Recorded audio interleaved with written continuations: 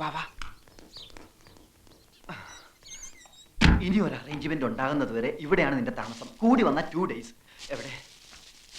Lodge ഉടമയും ജീവനക്കാരും ഒന്നും അറിയാതെ സൂക്ഷിച്ചോളണം. ഒന്ന് പിടിച്ചേ. ഭക്ഷണവും വെള്ളമൊക്കെ ഞങ്ങൾ സമയാസമയങ്ങളിൽ എത്തിച്ചോളാം. ഇവിടെ അങ്ങനെ ആരും വരാറില്ല. അഥവാ വന്നാൽ തന്നെ ദേ ഇതിന്റെ അടിയിൽ ഒളിച്ചോളണം. ഇതിന്റെ അടിയിൽ ഒളിച്ചോളണം എന്ന് പറഞ്ഞത് കേട്ടാ. ഞങ്ങൾ പോക്കട്ടെ. വാ. അച്ഛനെ അധികം സങ്കടപ്പെടുത്തുകയും ചെയ്യരുത്. രാധു, എടാ സൂക്ഷിച്ചോണേ. എന്ത്? ചുമ്മാ പേടിപ്പിക്കാതെ പോടാ. വരട്ടടാ.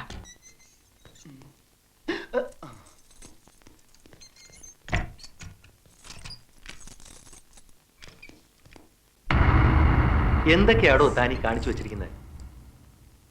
ആരുടെ പരാതിയുടെ പുറത്താ താനാ പിള്ളേരെ അറസ്റ്റ് ചെയ്തേ? 3 മണിക്കൂർ സ്റ്റേഷനിൽ കൊണ്ടിരിച്ചതിന് കോൺസ്റ്റബിൾമാർ സാക്ഷികളാ. താൻ എന്നിട്ട് എന്താ കേസ് രജിസ്റ്റർ ചെയ്യാൻ? ഇപ്പോഴതിലൊരുത്തനെ കാണുന്നില്ല, പോലീസ് മർദ്ദനത്തിൽ മരിച്ചതായി സംശയിക്കുന്നു എന്നൊക്കെ പറഞ്ഞാണ് തമ്പുരാൻ സാർ പരാതി തന്നിരിക്കുന്നത്. വലിയ പിടിപാടൊക്കെ ഉള്ള ഒരു കുഴപ്പക്കാരനാ അദ്ദേഹം. എവിടെയെങ്കിലും പോയി പയ്യനെ കണ്ടുപിടിച്ചോണ്ടോ എന്ന് കേസ് ഒതുക്കിയില്ലെങ്കിൽ തന്നെ സസ്പെൻഡ് ചെയ്യാതിരിക്കാൻ എനിക്ക് പറ്റില്ല.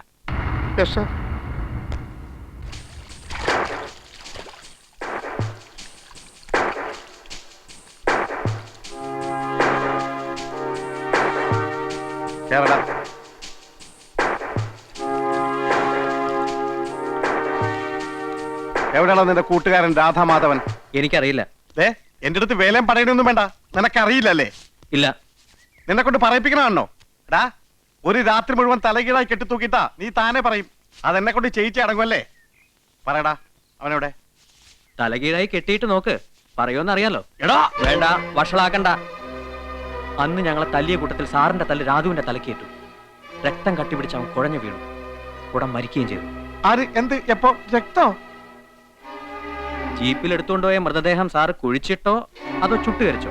എന്തുവാ? സുപ്രീം കോടതി വരെ ഞങ്ങൾ സാറിനെ കയറ്റി ഇറക്കും. വേണ്ടി വന്നാലേ ചുട്ടുകരിഞ്ഞ് അവന്റെ അസ്ഥിയും ഹാജരാക്കും. നീ ആള് വിചാരിച്ചതുപോലെ അല്ലല്ലോ. എവിടെ വരെയൊക്കെ കയറി ചിന്തിച്ചത്? കൊള്ളത് തുറന്നു പറയാമല്ലോ. നമ്മളിങ്ങനെ വഴക്കിട്ട് നടന്നിട്ട് ആർക്കും ഒരു പ്രയോജനമില്ല. മറിച്ച് നമ്മൾ സുഹൃത്തുക്കളായിരുന്നാൽ എന്നെ കൊണ്ട് തനിക്ക് ഒരുപാട് പ്രയോജനങ്ങളൊക്കെ ഉണ്ട്. ഞാൻ ചുമ്മാ പറയില്ല. എന്താ ഫ്രണ്ട്സ് ആയിക്കൂടെ? സാറിന് ഇഷ്ടമാണെങ്കിൽ ഞാൻ റെഡി. ഓക്കെ, അപ്പൊ നമ്മൾ ഫ്രണ്ട്സ്. നമുക്കൊന്ന് ചുറ്റാനൊക്കെ പോണം. ഹണ്ടിങ് ഇഷ്ടമാണോ? ഹണ്ടിങ് അതിനൊക്കെ പോയാലോ ജോളിയാകാൻ പറ്റൂ. അതിനു മുമ്പ് എനിക്ക് ആ രാധുവിനെ ESP മുമ്പിൽ ഹാജരാക്കണേ. അല്ലെങ്കിൽ കുഴപ്പ. അപ്പൊ ആ പ്രശ്നം ആദ്യം തീർക്കാം. സാറ് വിഷമിക്കൊന്നും വേണ്ട, അവൻ ചത്തിട്ടൊന്നുമില്ല. അത് പിന്നെ എനിക്കറിയത്തില്ലേ. തൽക്കാലം ഞാൻ അവനെ ഒരിടത്ത് ഒളിപ്പിച്ചു വെച്ചിരിക്കുക. എവിടെ? അതെവിടെയാണ്? അത് എവിടെയാണെന്ന് സാറിന്റെ അപ്പാപ്പൻ വന്ന് ചോദിച്ചാ ഞാൻ പറയില്ല. പിന്നെയല്ലേ സാറ്.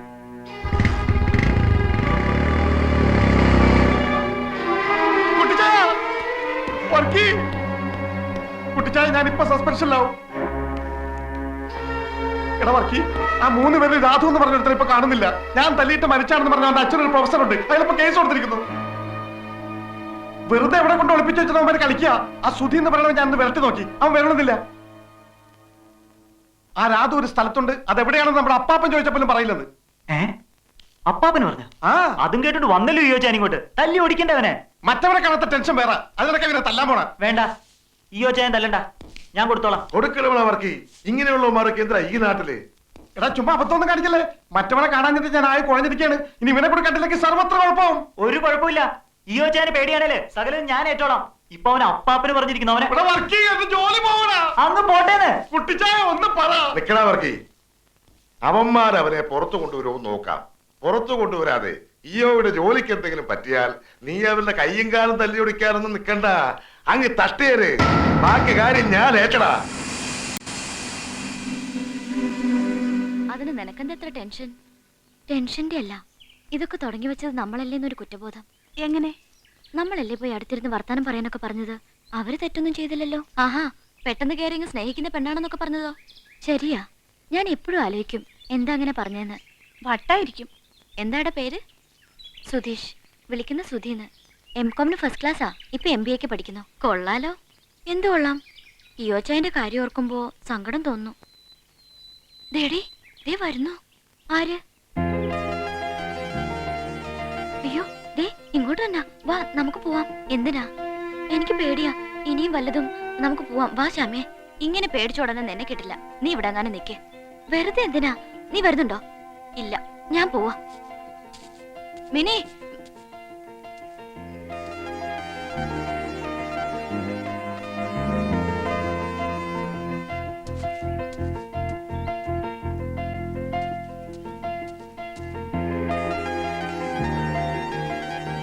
ഉപദ്രവിക്കാനും കൊല്ലാനും ഒന്നും വന്നതല്ല. ഒരു തെറ്റ് ചെയ്തു പോയി. അതിന് നേരിട്ട് വന്നൊന്ന് മാപ്പി വയ്ക്കണമെന്ന് കരുതി വന്നതാ. അതിനെന്തിനാ ഇങ്ങനെ പേടിച്ചോടുന്നേ?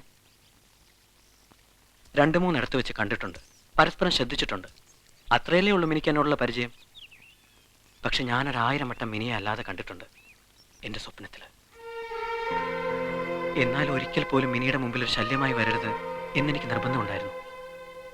പെട്ടെന്ന് അറിയാതെയാണെങ്കിലും അന്ന് ആ റെസ്റ്റോറൻറ്റിൽ മിനി എൻ്റെ അടുത്ത് വന്നിരുന്നപ്പോൾ അടുപ്പത്തിൽ വർത്താനം പറയാനൊക്കെ പറഞ്ഞപ്പോൾ ദൈവം എൻ്റെ കാര്യത്തിൽ എന്തൊക്കെയോ തീരുമാനിച്ചിരിക്കുന്നതൊക്കെ ഞാനങ്ങ് കയറി ഭ്രമിച്ചു പോയി.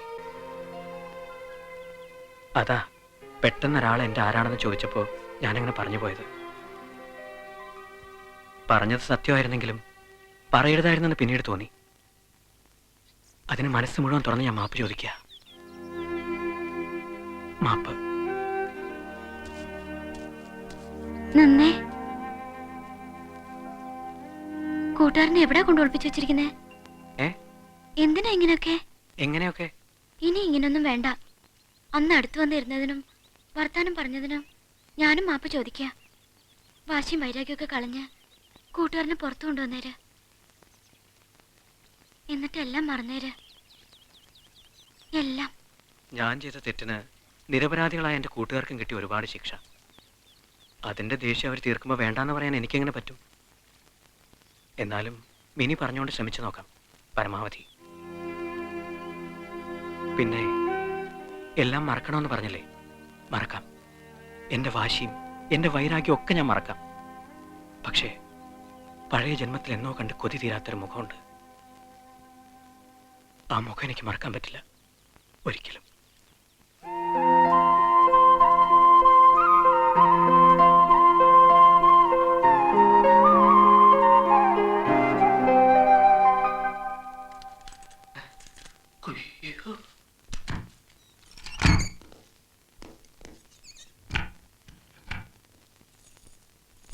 എടാ ഗോവിന്ദ, നീ 15-ാം നമ്പർ റൂം ക്ലീൻ ചെയ്താ?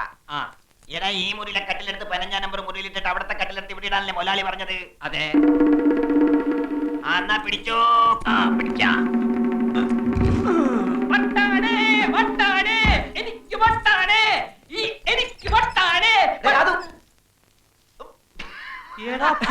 നിങ്ങളായിരുന്ന പോക്കിരിത്തരം കാണിക്കുന്നു.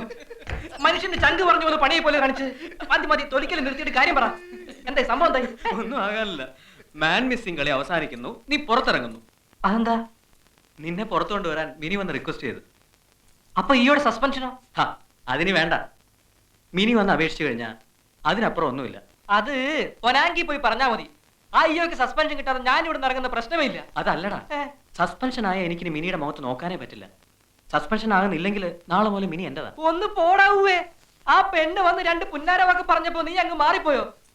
എടാ, പെണ്ണുങ്ങളെ വിശ്വസിക്കരുത്, അവര് പറ്റിക്കും.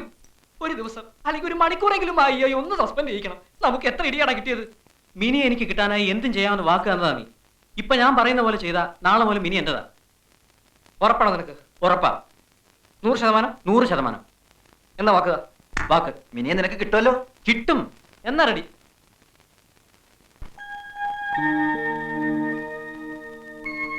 Come along, my little children. Come on.